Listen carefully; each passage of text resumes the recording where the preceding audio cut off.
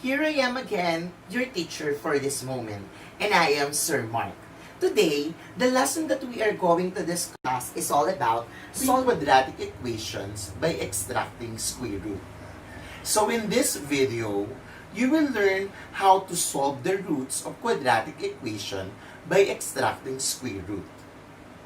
In order to understand this lesson, it is very important to know the definition of a square root. What do you mean by square root? A square root of a number is a value that when multiplied by itself gives a number. Example, 4 times 4 is equal to 16. So 16 is a perfect square number. So we are going to get the square root of 16 that gives us a positive 4. But always remember that negative 4 times negative 4 is also equal to 16. Therefore, the square root of 16 is also equal to negative 4. In order to understand this lesson easily, I recommend you to memorize perfect square number from 1 to 30.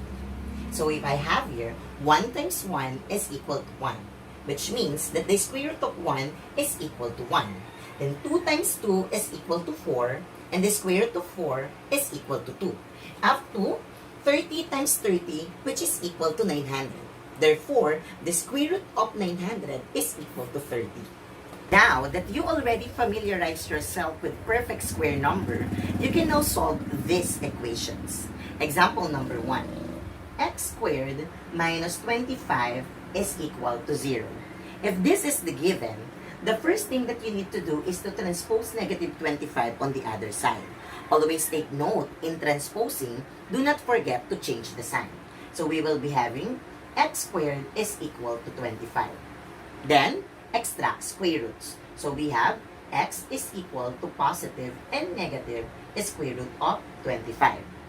To get the square root of 25, all you have to do is to think of a number when you multiply by itself. The answer is 25, and that is 5, because 5 times 5 is equal to 25. Therefore, the value of x is equal to positive and negative 5. Example number 2. X squared minus 10 is equal to 0. The first process is to transpose negative 10 on the other side. We have x squared is equal to 10. Then extract square root, so we have x is equal to positive and negative square root of 10. We all know that 10 is not a perfect square number because we cannot think of a number when we multiply by itself. The answer is 10. So therefore, this is already the final answer. Example number 3. X squared minus 48 is equal to 0. Next, you are going to transpose negative 48 on the other side. So we will be having x squared is equal to 48. Then extract square roots. So we will be having x is equal to positive and negative square root of 48. Square root of 48 is not a perfect square number, but we can manipulate it with factors having a perfect square number. Let us enumerate the factors of 48.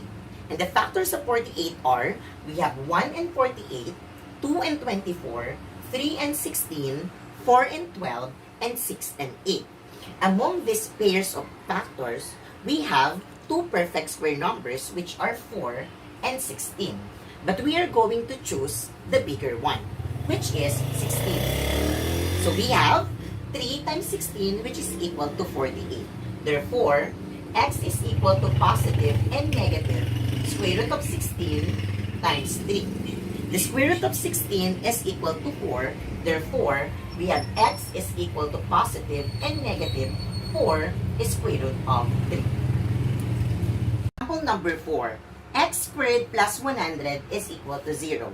Again, the first process is to transpose positive 100 on the other side. So we will be having x squared is equal to negative 100. From positive, it turns out to negative. So we have x is equal to positive and negative square root of negative 100. So we have the square root of 100 is equal to 10, but always take note, if we have negative, this is automatically imaginary. So we will be having x is equal to positive and negative 10i.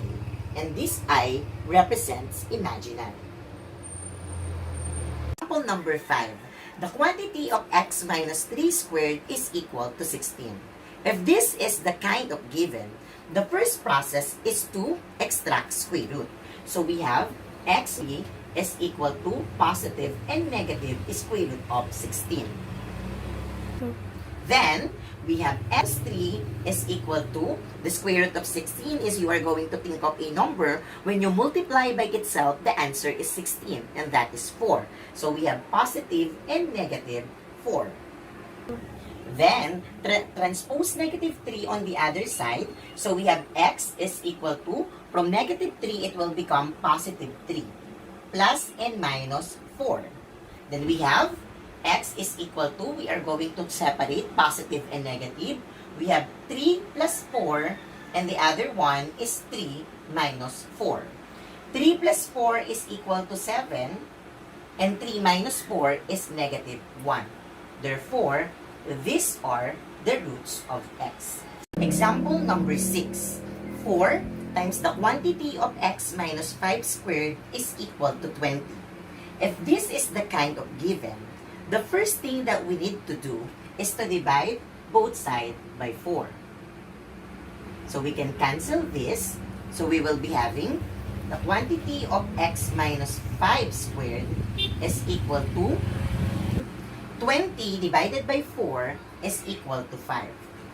Then, extract square root. So we have x minus 5 is equal to positive and negative square root of 5. Since 5 is not a perfect square number, the next process is to transpose negative 5 on the other side. So we have x is equal to, from negative, it will become positive. Plus and minus square root of 5. Since you cannot combine these terms, this is already the final answer. Example number 7. 4x squared minus 3 is equal to 9. If this is the kind of given, the first process is to transpose negative 3 on the other side. So we will be having 4x squared is equal to 9. From negative 3, it will become positive 3. So we have 4x squared is equal to 9 plus 3 is equal to 12. Divide both sides by 4. We have x squared is equal to 3. Then extract square root. We have x is equal to positive and negative square root of 3. Since 3 is not a perfect square number, this is already the final answer. And that concludes our lesson about solving quadratic equations by extracting square roots. Do you have any question? If there is none, can you answer the roots of this equation? If you already have your answer, comment your answer in the comment section. Until our next video tutorial, thank you for watching and God bless. Show me adventures I haven't seen.